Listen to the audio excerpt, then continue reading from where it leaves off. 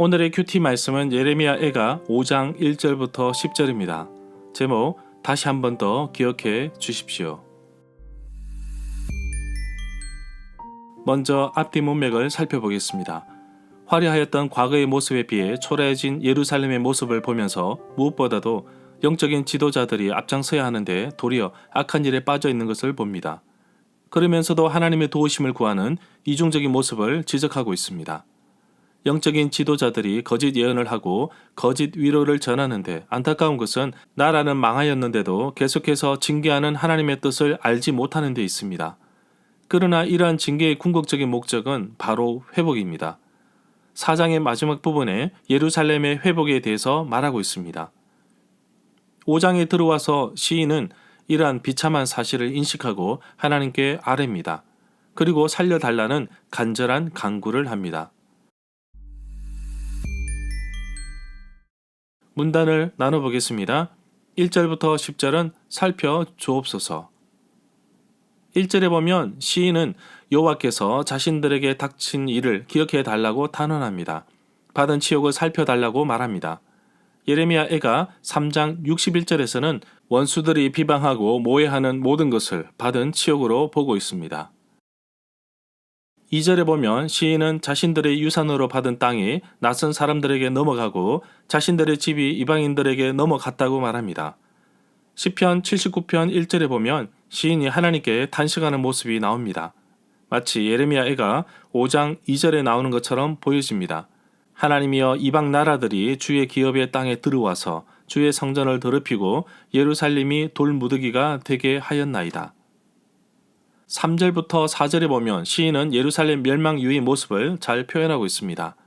자신들은 아버지가 없는 고아가 되었고 어머니는 과부가 되었으며 심지어 자신들의 물인데도 은을 내고 마셔야 하고 자신들의 나무, 땔감인데도 값을 치러야 한다는 형편을 잘 설명하고 있습니다. 5절에 보면 이 구절을 세번역 성경에서는 우리의 목을 눌렀다는 것을 멍에가 매어 있다고 번역하였는데 신마쿠스역을 따랐다고 말하고 있습니다. 히브리어 본문에는 멍에라는 단어가 없습니다. 6절에 보면 시인은 자신들이 애굽 사람들과 아수르 사람들과 손을 잡았는데 그 이유는 먹거리를 얻어서 배불리려고 한 것이라고 말합니다. 이 부분의 초점은 단순히 허기를 채우기 위함이 아니라 유다 자신이 이방 나라들을 의지하려는 문제를 다루고 있습니다. 7절에 보면 시인은 조상들의 죄를 짊어지고 있다고 하였는데 이것은 조상들의 죄 때문에 후손들이 고통을 당하고 있다는 것입니다. 지금 후손들이 겪는 어려움과 시련은 자기 스스로가 지은 죄도 있으나 선조들의 지은 죄도 있다는 것을 말하고 있습니다. 어쩌면 억울한 부분을 탄원하고 있는데 예레미야 31장에서는 속담 하나가 나옵니다. 아버지가 신포도를 먹었기 때문에 아들의 이가 시리다고 하지 않는다는 것입니다. 결국 자기가 지은 죄악으로 인하여 죽는다, 결과를 맺는다고 합니다. 속담에서 알 수 있듯이 선조들이 지은 죄 때문이라는 것을 거부하고 있습니다. 이러한 내용은 에스겔 18장 1절부터 4절과 예레미야 31장 29절부터 30절에 나옵니다. 그렇다고 7절에서 말한 죄를 그들의 조상들에게 돌리지는 않습니다. 16절에 보면 우리의 머리에서는 면류관이 떨어져 싸우니 오호라 우리의 범죄 때문이다 라고 말하고 있습니다. 결론적으로 다른 사람의 죄 때문이 아니라 자기들이 지은 죄 때문이라는 것이라고 봅니다. 8절에 보면 시인은 종들이 바벨론 사람들 가운데 하급 관리들과 용병들을 말하는 것으로 보입니다. 9절에 보면 광야에서 칼은 강도 때를 말하는 것으로 봅니다. 이들은 성 밖에 움직이는 자들을 습격하여 물건을 빼앗고 심지어 사람의 목숨까지 노립니다.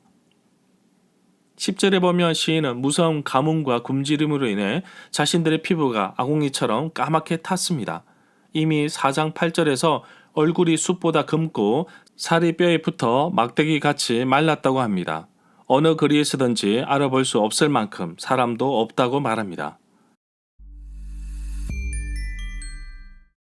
절마다 상세한 설명과 구절 해석, 핵심 내용과 중심 줄거리는 네이버 블로그에 올려져 있습니다.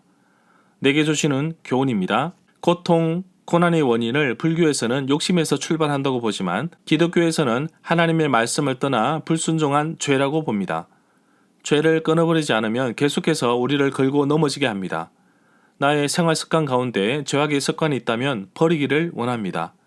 나를 살펴주시고 나의 어려움을 기억하시는 하나님께 모든 것을 내려놓고 나의 삶을 맡기기를 원합니다.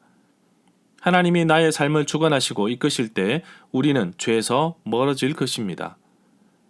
이 사실을 예루살렘은 알고 있었습니다. 모세와 선지자들을 통해서 끝없이 알려주고 경고하였지만 이들은 기억조차 하지 못했습니다. 지금 내 모습이 고난과 어려움에 있다면 나를 기억하시고 살피시는 주님께 나갑시다. 나를 지키시고 이끄시는 분이 하나님이심을 기억하며 살아가는 하루가 되기를 간절히 소망합니다.